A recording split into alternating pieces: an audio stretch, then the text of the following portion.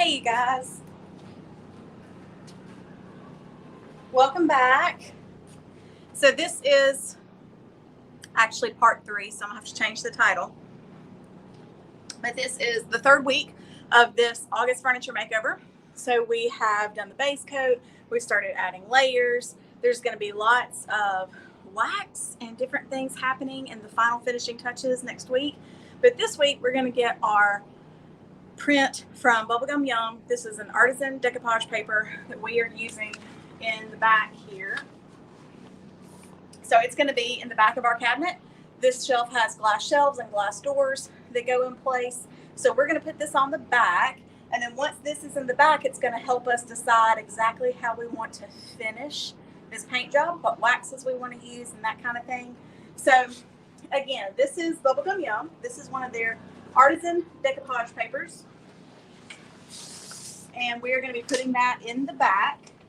But, of course, we have to use an adhesive. So,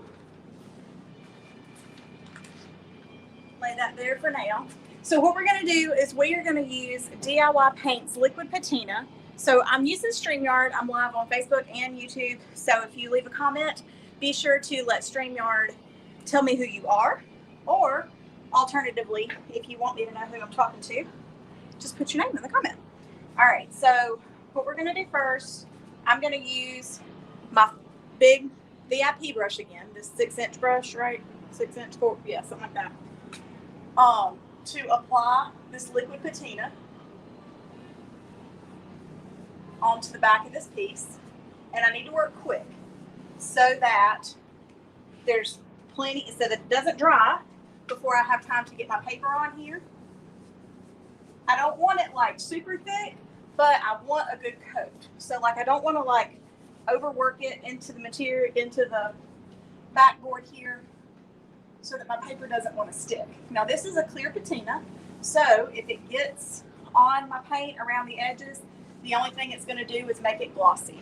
So clear patina can be used as a decoupage medium like this. It's actually my favorite decoupage medium because it's a little bit thinner than other ones I have used when I use like Mod Podge or just some other brands I've used. It's thicker than I want it to be.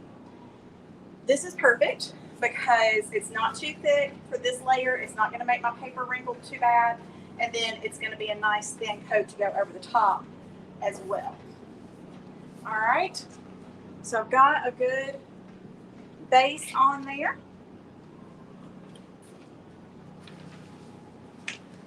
So now it is time, and you can decide which way you want it to go. Because of the way these prints are done, there's not a wrong direction. So this is the way that I decided to go. So now I'm just going to tuck this paper up into the corner here and come all the way up inside this frame. So the way that this cabinet is made, we've got this cutout that's basically going to frame our paper.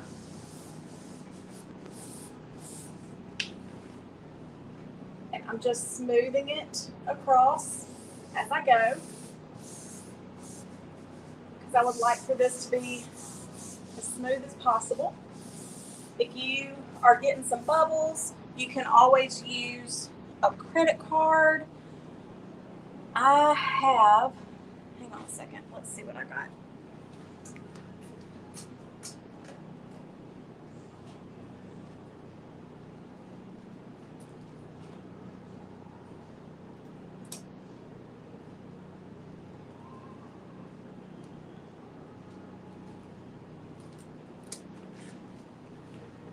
Let's use this expired credit card.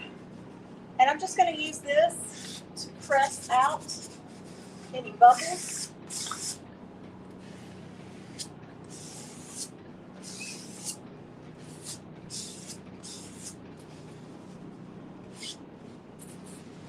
And this is why you want a thin layer on the back. This is why I'm not a fan of the thicker decoupage mediums, because they just don't do as well.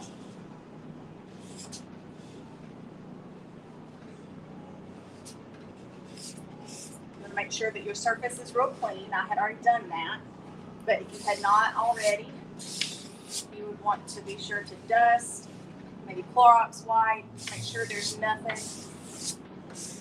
on the back here to create any texture between the paper. Okay.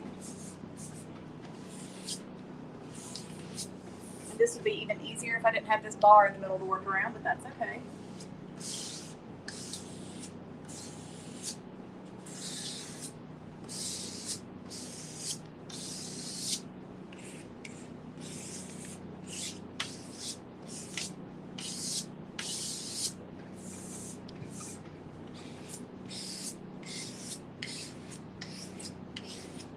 I'm getting a few creases in my paper, but it's okay. It's not big, huge bubbles, so it's going to be all right. And I haven't decided if this is just straight paper on the back or if we're going to add some kind of patina or wax layer over it. A lot of that I will decide once this is done and once we have done the finish on our piece here.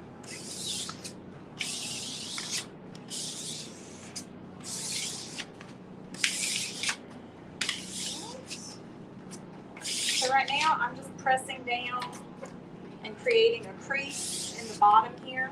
I brought my scissors. I'll show you how I'm going to cut that crease here in a minute.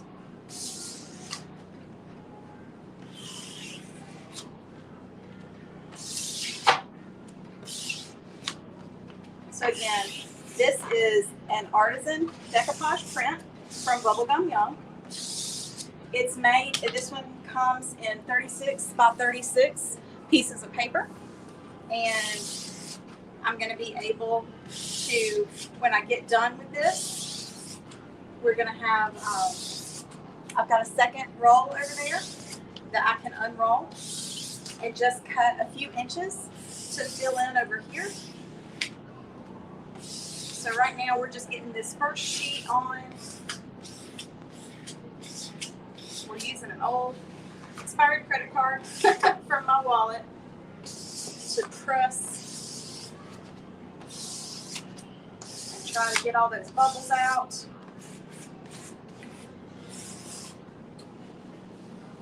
Right. Yeah, I'm just using the edge of the credit card now here at the bottom to really, oops. I ripped, but we'll fix that.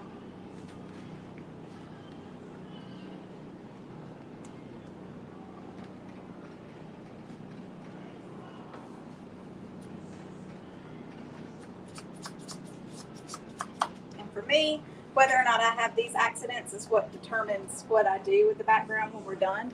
So since I did have a little rip, that means probably am going to do what I was thinking about, which is coming back over this with just a little bit of paint to give it some even more texture. All right, so I'm going to go ahead and take my scissors before this next step, and I'm going to come just even to the bottom here and lightly score it.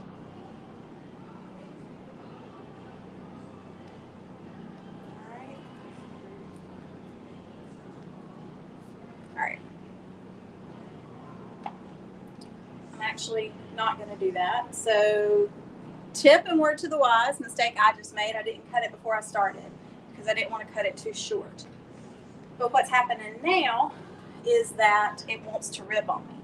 So rather than continue to mess with that, I'm going to let it dry a little so it's not so wet, so delicate. And I'm going to come back with my brush.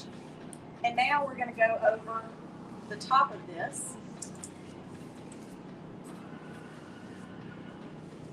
with our liquid patina.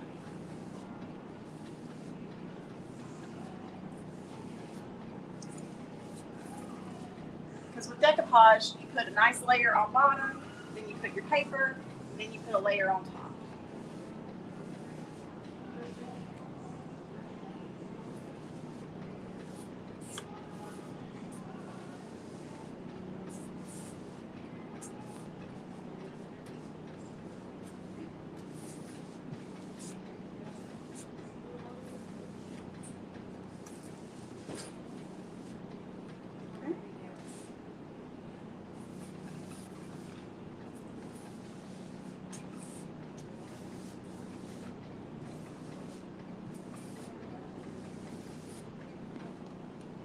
And if you get a few bubbles at this point in the game, you want to smooth them down as best you can, but also remember that as the patina dries, some of those bubbles are going to go away. So don't work them so hard that you rip the paper, especially if it's in the middle of your design.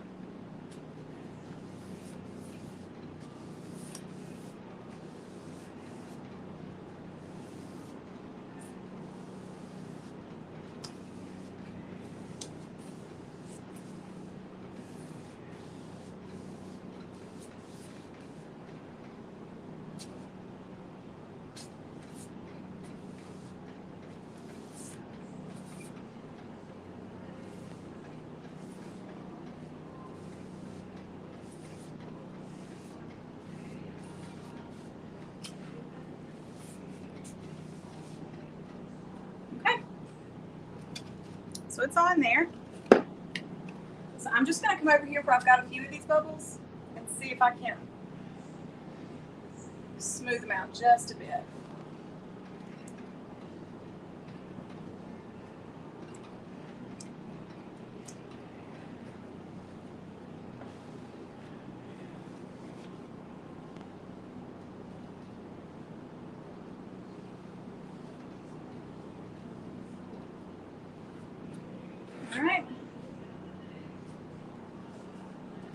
All right. So like I said, at this point, I'm not going to mess with it too much because some of those are going to dry as the patina dries, and I don't want to mess them up.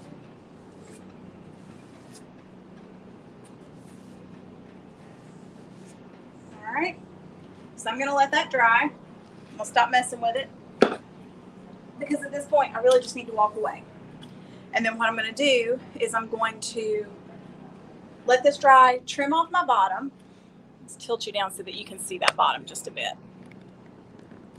So what I did was I just pulled it straight down and I gave it a crease.